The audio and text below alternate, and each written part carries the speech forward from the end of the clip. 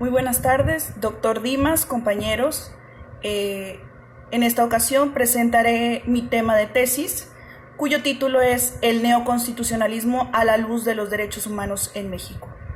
Antes que nada, quiero decir que el contexto de mi investigación se basa principalmente en las teorías de interpretación normativa en el sistema jurídico mexicano, aunque parte para tal efecto de sistemas de interpretación desarrollados en otros países, como es el caso de Estados Unidos y países europeos. El tema central de investigación trata de hacer un análisis respecto a los nuevos modelos interpretativos en materia normativa que trajo consigo la reforma en materia de derechos humanos del año 2011. No nos enfocaremos simplemente a establecer cuáles son las características de esta reforma, que ya es bien conocida por todos. Lo que nos interesa en mi tema de investigación es precisamente el enfoque neoconstitucionalista que se le ha dado a este artículo primero constitucional. Para explicarlo de mejor forma, tenemos que entender que el neoconstitucionalismo es una corriente del derecho constitucional que establece o habla como premisa fundamental que las constituciones, a partir de la incorporación de derechos humanos o de la positivización de derechos humanos, son constituciones nuevas que parten de principios distintos para ser interpretadas.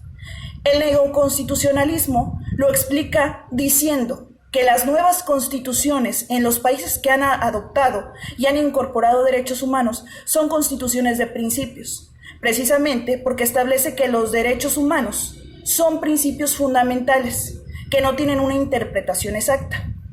Nuestro tema de tesis precisamente va encaminado a ver la forma en la que ahora las normas en materia de derechos humanos se interpretan a la luz de este nuevo sistema neoconstitucionalista de interpretación de principios. Una de las bases principales del neoconstitucionalismo, como ya lo he mencionado, es que los artículos constitucionales, por ejemplo en nuestro país, que es en donde vamos a enfocar nuestro estudio, ya no son normas establecidas a la literalidad, como anteriormente lo eran. Ahora se trata de principios que tienen que ir incorporando su contenido y también que tienen que ir siendo interpretados atendiendo al caso concreto. Esto se explica porque a partir de la reforma en materia de derechos humanos y de este artículo primero constitucional, vemos una forma nueva de interpretación jurisdiccional. Anteriormente era el máximo órgano constitucional el encargado de hacer una interpretación constitucional, atendiendo a que las normas internas de nuestro país estuvieran acorde a la Constitución. Este órgano interno nacional supremo era la Suprema Corte de Justicia de la Nación, el Poder Judicial Federal. Sin embargo, la reforma en materia de derechos humanos del 2011 crea un paradigma distinto en materia de interpretación jurisdiccional porque establece que todas las autoridades en el ámbito de sus competencias tendrán que hacer una interpretación conforme a la Constitución y a los derechos humanos contenidos en los tratados internacionales. Aparentemente, este texto normativo del artículo primero constitucional solamente incorpora los derechos humanos o los tratados internacionales a nuestro sistema jurídico mexicano, lo que no es novedoso, porque cuando nosotros adoptamos y aprobamos los tratados internacionales se encuentran desde ese momento incorporados a nuestro sistema jurídico. Lo que es importante destacar es que a partir de este momento el artículo primero constitucional no solamente establece la incorporación de estos sistemas normativos internacionales, que como ya lo había dicho ya estaban incorporados, sino que también establece la obligación de todas las autoridades, en el ámbito de sus competencias, de hacer una interpretación de estos, conforme a la Constitución y a los tratados internacionales. Para allegarnos un poco más a nuestro tema, que es el neoconstitucionalismo, podemos hablar de que la Constitución, a partir de los criterios de la Suprema Corte de Justicia de la Nación, ya no se integra simplemente por normas o reglas establecidas fijamente. Quiero dar un ejemplo muy concreto que podríamos utilizar para explicar el análisis que se hace de la reforma constitucional de 2011 en cuanto a la interpretación en materia de derechos humanos, que parte de la base de principios. Anteriormente, antes del 2011, Nosotros podíamos hacer la interpretación de un artículo y precisamente los jueces del fuero común podían hacer la interpretación de un artículo a la literalidad de este, o buscar el antecedente de la motivación de este artículo para poder desentrañar el sentido del mismo. Sin embargo, no podían extender este análisis y mucho menos podían establecer que ese artículo fuera inconstitucional o inconvencional. Cuando se trata de un artículo constitucional, pues se hace la interpretación y la aplicación exacta del artículo como está en nuestra Constitución. Sin embargo, a raíz de la reforma del 2011, esta interpretación varía, porque ya no estamos ante artículos concretos, sino ante artículos que contienen principios. Un ejemplo muy relevante que quiero dar es el antecedente del derecho al libre desarrollo de la personalidad. Nosotros constitucionalmente podemos advertir que tenemos derecho a libre tránsito, tenemos derecho de acceso a la información, entre otros derechos que enumera la Constitución concretamente. Sin embargo, después de hacer un análisis de la Constitución y de lo que es el derecho a la libertad, porque así lo establece la Suprema Corte de Justicia de la Nación, en el último de sus casos relevantes en el que habla acerca del libre desarrollo de la personalidad, establece que el libre desarrollo de la personalidad deriva de un artículo constitucional y también de tratados internacionales. Y dice entonces que la libertad no puede ser entendida de la forma limitativa que lo establece o que se puede interpretar de la Constitución, es decir, solo libre tránsito, libertad de acceso a la información, sino que para que nosotros encontremos el sentido de este principio, que es un derecho fundamental consagrado en la Constitución, que es la libertad, tenemos que desmembrar su naturaleza y tenemos que hacer un análisis argumentativo para determinar cuál es la naturaleza de ese derecho y respecto de qué va a operar. Es decir, en cada caso concreto, el derecho puede variar su interpretación. Entonces, a diferencia de lo que había antes del año 2011, la interpretación de un artículo constitucional y de una norma interna puede también ser, ya no se va a limitar a lo que el artículo concretamente dice, porque ahora partimos de la premisa de que los artículos ya no están escritos a la literalidad, sino que están escritos como principios. Es decir, y lo pongo de una forma muy clara, la dignidad humana. No existe un texto normativo en nuestro país que establezca cuál es el concepto de dignidad humana. Los textos que lo han establecido así han sido los conceptos jurisprudenciales que ha dado la Suprema Corte de Justicia de la Nación. Este concepto de dignidad humana se ha establecido atendiendo a los parámetros del caso concreto y es un derecho que se ha optimizado en nuestro sistema jurídico. ¿A qué voy entonces? El objetivo de mi investigación es establecer cuál es el cambio trascendental que ha sufrido el sistema interpretativo jurisdiccional de las normas constitucionales en nuestro país y principalmente el análisis del neoconstitucionalismo que ahora se integra a la forma en la que nuestra Constitución está escrita. Pero también dentro de este planteamiento que se hace acerca de una nueva forma de interpretar a la Constitución y los derechos humanos, haremos uso de diferentes corrientes que han existido en nuestro país y también a nivel internacional que hablan acerca del neoconstitucionalismo y los grandes debates del neoconstitucionalismo. Uno de ellos es la teoría principalista, respecto de la cual algunos autores dicen que esta teoría permite al juzgador optimizar los derechos humanos. Dice la teoría, que va muy enfocada al neoconstitucionalismo, que los derechos humanos son premisas fundamentales ilimitadas. Esto es, el derecho humano se establece positivamente, en forma escrita, en un elemento normativo como es la Constitución, pero será el juzgador que la interprete el que desentrañe el sentido argumentativo de este derecho humano. Podemos citar autores como Luigi Ferrajoli y Robert Alexi, que han hecho un análisis muy ponderado acerca de estos principios fundamentales y que han establecido mecanismos para determinar cuál es el alcance de un derecho humano. A nuestra consideración y en nuestro trabajo de análisis en cuanto a la materia argumentativa e interpretativa de las normas a partir de la reforma del 2011, consideramos que estas tesis, si bien han sido muy bien desarrolladas y argumentadas, no establecen un método exacto en el que la respuesta correcta pueda ser determinable en el futuro, porque estamos partiendo de que la teoría principalista habla de que los principios son textos no definidos, sino en cada caso concreto. Entonces, respecto a la teoría principalista, pues existe una contratesis, que es la teoría formalista. La teoría formalista dice que sí es posible encontrar la respuesta correcta a un caso concreto, y que si bien ahora estamos en un sistema de principios, esos principios pueden ser bien definidos, y lo ha tratado de hacer Robert Alexy en sus investigaciones. Esos principios pueden ser dotados de un contenido para que nosotros tengamos la posibilidad de predecir cuál va a ser el resultado de determinada interpretación jurisdiccional, de tal manera que cuando nosotros queramos interpretar una norma en el lugar en el que estemos o quien quiere interpretarla, cuando existen dos partes en un juicio, el resultado siempre sea predecible. Lo que probablemente no se ha logrado, porque estos sistemas tienen muchas implicaciones, entre ellas cuestiones culturales, económicas o sociales. Entonces, también desarrollamos la contrapartida, como lo hemos dicho, del principalismo, que es el formalismo.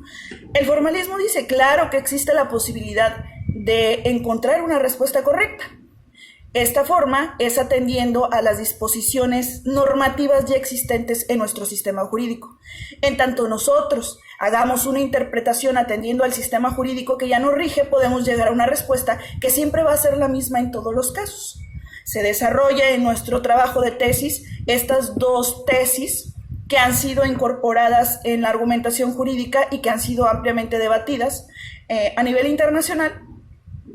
para llegar a la conclusión de que nuestra Constitución y la forma en la que ha sido interpretada hasta hoy en día no da la opción de tener una respuesta correcta en todos los casos. Y esto es un hecho contundente porque hemos visto resoluciones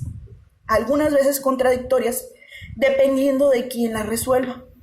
Ronald Dworkin, otro de los autores que vamos a citar en nuestra tesis, hace referencia a que cuando se resuelve un caso complicado, que es el caso en el que podemos hacer la aplicación de principios, el juez tiene el potencial de verse sometido a criterios que no precisamente son jurídicos, y también dice que no es malo, que el juez puede hacer una interpretación atendiendo a las posibilidades económicas, sociales, culturales del lugar en el que se desarrolla, y que aún así podemos obtener una interpretación. Esto no es algo con lo que están muy de acuerdo los formalistas, porque dicen que nosotros debemos tener certeza jurídica de las determinaciones judiciales, es decir, que si yo hago una acción, la reacción siempre va a ser la misma, como lo habla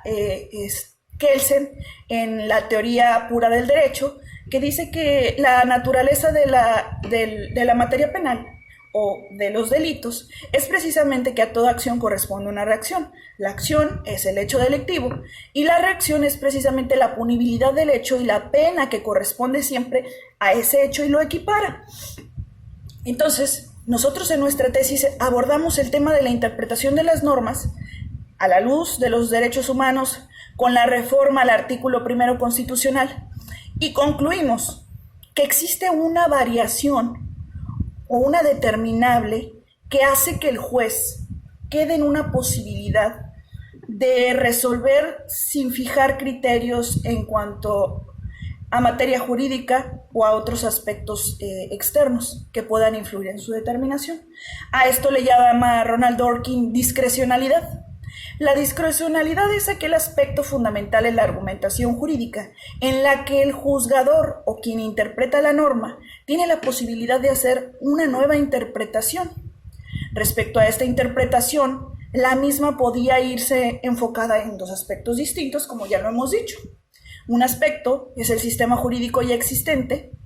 que es lo más objetivo que podríamos ver. Es decir, que nosotros vamos a interpretar una norma siempre atendiendo al sistema jurídico dentro del cual nos desarrollamos. Lo contrario sería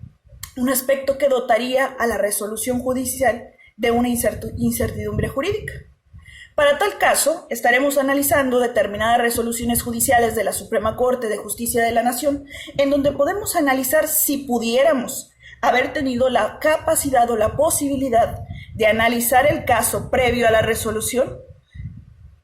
fuera posible que nosotros hiciéramos una predicción de lo que la Suprema Corte de Justicia de la Nación iba a resolver. Si nosotros podemos predecir lo que la Suprema Corte va a resolver, entonces nos encontramos en un sistema jurídico en el que existe certeza, porque la certeza de un Estado de Derecho es que el ciudadano conozca la respuesta al caso o que conozca la consecuencia de una situación determinada. Partiendo de esta premisa, aun cuando nosotros estamos en un sistema neoconstitucionalista que se basa en principios que se van determinando atendiendo a su interpretación, deberíamos tener la certeza de que cada vez que se resuelva un asunto con las mismas condiciones en diferentes partes del país, el asunto se resuelve en los mismos términos, porque estamos en un Estado de Derecho. En lo que se garantiza es que nosotros tenemos normas previamente establecidas que dotan de certeza nuestros actos, y nuestros actos deberían estar bien definidos previo que fuéramos a un tribunal y que estas normas fueran interpretadas. Entonces, este análisis respecto a las formas en las que funciona en México esta discrecionalidad para hacer una interpretación son las que vamos a analizar en nuestra tesis para poder concluir, y nuestra hipótesis es que en México, si bien hemos estado evolucionando en el sistema jurídico de interpretación jurisdiccional y normativa, no hemos establecido un sistema de interpretación concreto, y más aún, es necesario establecer la forma en la que se va a interpretar una norma para que logremos llegar a una certeza jurídica de quienes están siendo sometidos a la justicia o a los órganos jurisdiccionales. Es importante y es relevante tomar en cuenta los debates a nivel internacional que se han establecido, como ya lo hemos mencionado, los principalistas y los formalistas, que ya no están o ya no hay aquí el debate de si son justnaturalistas o positivistas. Concluimos que el hecho de que los tratados internacionales hayan sido firmados y se encuentren dotados de naturaleza jurídica ya los hace una norma positiva. Sin embargo, este gran debate internacional que ha surgido durante mucho tiempo del naturalismo y el positivismo cae ahora en la discrecionalidad, es decir, qué elementos debe tomar en cuenta el juez para decidir, elementos puramente normativos, es decir,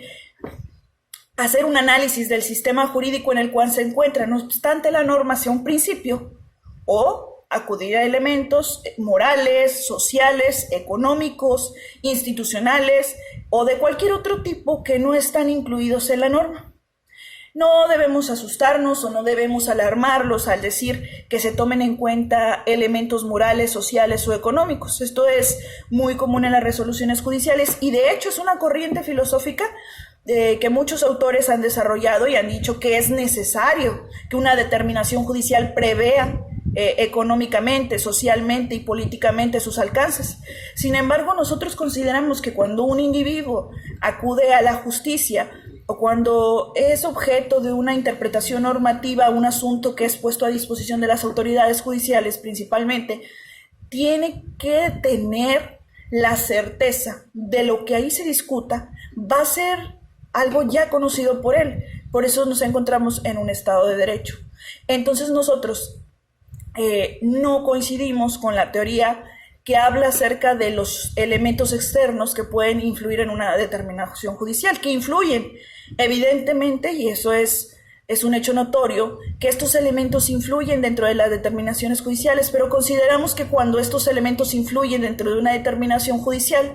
pues se crea algo que en materia de física y química se llama el caos. Nosotros hablamos de una teoría del caos que establece que cuando nosotros podemos tener conocimiento de las consecuencias que tienen nuestros actos, estamos en un sistema ordinario, en lo normal, en lo cotidiano, en lo que conocemos regularmente, y estamos en un sistema en el que nos sentimos conformes. Cuando nosotros no conocemos variables y existe algo que provoca un cambio en lo que nosotros ya conocemos, en este sentido, en el sistema jurídico, en la interpretación, lo que va a pasar únicamente es que se va a desatar el caos. Y el caos en materia de física, química y matemáticas no es conocido como un disparate o una alteración o algo malo. Simplemente es una teoría que dice que llamamos caos a lo que no conocemos. Es decir, que nosotros concluimos que la interpretación jurisdiccional es ordinaria cuando se tiene conocimiento de la respuesta previo a que se resuelva la sentencia. Estamos frente a la teoría del caos cuando no conocemos el resultado, no importa si es bueno o malo, simplemente no sabemos cuál va a ser, porque no obstante tenemos A, B y C, podríamos decir los hechos, podríamos decir el derecho, podríamos decir los órganos jurisdiccionales y el nivel jurisdiccional en el que se encuentran, no podemos conocer la respuesta, simple y sencillamente porque no tenemos un sistema interpretativo bien definido que nos pueda permitir tener certeza en esta cuestión. En este apartado también ocuparemos algún punto de nuestra tesis acerca de la legitimidad de los órganos jurisdiccionales para hacer una interpretación más extensa del derecho de lo que ha dado el propio legislador, incluso en materia de derechos humanos y en tratados internacionales, porque también hay autores que han definido que esta interpretación extensiva que se hace cuando se trata de principios ultra extensiva, pues lo que puede provocar también es que se ocupe el Poder Judicial de una atribución que no le corresponde, que es la de crear el derecho. Crearlo en el sentido de que crea una norma previamente establecida que va a ser aplicable a todo el país. No obstante, no es el órgano legislativo encargado de la creación de las normas, sino es el órgano legislativo el que tiene que hacer esa creación. Y además, no obstante, el Poder Judicial de la Federación es el órgano encargado de la interpretación jurisdiccional. Este sistema interpretativo debe de tener límites y debe estar bien definido, como ya lo hemos mencionado, para que podamos concluir en una resolución efectiva y en una resolución predecible. Entonces, el tema central de nuestra tesis, tras hacer todo este análisis, es que lo que se busca es un método que logre hacer predecibles las resoluciones judiciales. No queremos llegar al extremo de decir que el silogismo jurídico es la respuesta, por supuesto que no, y estaríamos retrocediendo muchos años a decir que un principio se puede interpretar con un silogismo jurídico. Eso por supuesto que no es nuestra idea y no es la tesis que nosotros tenemos, pero sí consideramos que hay elementos que se tienen que tomar en cuenta cuando se va a resolver, y esos elementos tienen que hacer predecible la resolución judicial. Y para ello vamos a entrar a nuestra propuesta, que es un sistema o un método interpretativo que logre tener una predecibilidad de las resoluciones judiciales, y también de tal forma que no exista, o que exista en la medida de lo posible, la posibilidad o la forma de que en dos órganos jurisdiccionales de la misma naturaleza, pero en diferente área geográfica, existan resoluciones contradictorias. Y estas resoluciones no solamente se dan por los órganos, sino que estas resoluciones se dan porque los sistemas de interpretación son distintos, porque existen jueces o existen órganos que interpretan una norma tomando agentes externos a la norma jurídica. En cambio, hay órganos que se ciñen precisamente a la norma jurídica. Nosotros probablemente tendremos que hacer un desarrollo de muchos ejemplos para explicar estos temas y que queden realmente claros, porque es importante ver las consecuencias que esto tiene, y las consecuencias las vamos a ver precisamente en el desarrollo del análisis de resoluciones de la Corte, de la Suprema Corte de Justicia de la Nación, y también algunas de la Corte Interamericana de Derechos Humanos. Analizaremos el nuevo sistema jurídico en el que ahora nos desarrollamos atendiendo a la reforma al artículo 1 constitucional, para concluir en la propuesta de un método que establezca la forma y las bases para hacer una interpretación jurisdiccional que en la medida de lo posible pueda ser muy predecible. Y de antemano decimos que no es el test de Rover-Alexi, porque nosotros consideramos, y es algo que vamos a retomar en nuestra tesis, que independientemente de que se haya tratado de establecer una fórmula, la cual la propia Suprema Corte de Justicia de la Nación ha incorporado a sus resoluciones, que es el test de proporcionalidad, que si bien ha dicho que no es obligatorio, es una forma en la que se puede hacer la interpretación jurisdiccional. Nosotros concluimos con el análisis precisamente de varias sentencias que este test de proporcionalidad no da resultados concretos en cuanto a que no es predecible la resolución que se pueda concretizar una vez hecho el test. Y vamos a dar como ejemplo dos resoluciones, una de la Suprema Corte de Justicia de la Nación y una de un juez de distrito. Nada más para no abundar, decimos que la primera resolución de la Corte es la resolución en donde se declaró que dentro del libre desarrollo de la personalidad se encontraba el derecho a consumir y a cultivar marihuana, lo cual lo introdujo también, basados en el test de proporcionalidad de Robert Alexi, y una resolución de un juez de distrito que hizo el mismo test de proporcionalidad, pero para hacer el análisis de la cocaína. Y en esas dos resoluciones podemos darnos cuenta que bajo el mismo test de proporcionalidad las dos resoluciones resultan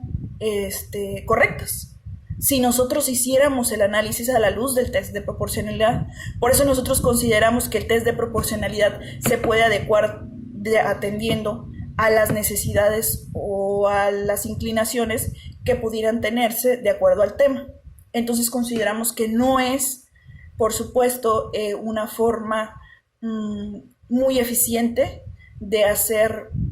esta interpretación jurisdiccional en materia de derechos humanos, sobre todo, lo hemos dicho, cuando se trata de principios. Y también aquí se resultaría correcto acotar que nosotros vamos a hablar del sistema jurídico mexicano, pero únicamente lo que respecta a materia de derechos humanos y a principios constitucionales y a principios traídos de tratados internacionales. Esta forma de hacer interpretación no aplica a otros temas que no tengan que ver con derechos humanos, porque sabemos perfectamente que en en el sistema jurídico, los temas que no tienen que ver con derechos humanos siguen partiendo de la premisa del silogismo jurídico. En ese caso no debería haber problemas, porque las resoluciones siempre van a tener el mismo resultado cuando la norma es exactamente aplicable, y si no siguiendo los criterios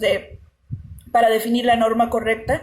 no debería de haber una variación en los criterios. Pero en materia de derechos humanos, y lo hemos estado viendo reiteradamente, sí va a surgir este problema. Y es el problema que vamos a analizar y es el problema que queremos definir. Muchas gracias.